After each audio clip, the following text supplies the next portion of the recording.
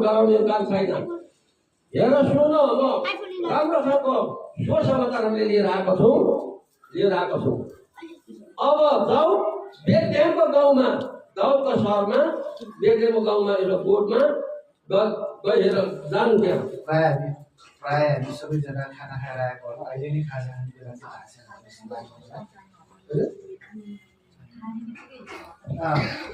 त्यही भएर हामी अब कोही नयाँ मान्छेहरू आउँदैछ भने अलिकति अर्को सिफ्ट गरेर लाग्यो। म विशेष गरी गीत गाउनुहुन्छ कि नाच्नुहुन्छ कि होइन, अनि त्यसपछि आएर अरू के छ भनेदेखि चाहिँ जोक्सहरू सुनाउनु हुन्छ कि छ भने भनिहाल्नुहोस्। गवाली हुन्छ कतिजनाको होइन।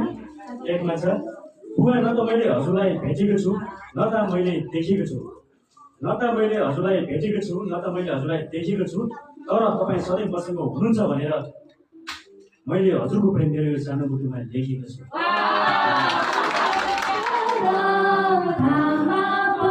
परमेश्वरलाई प्रशंसा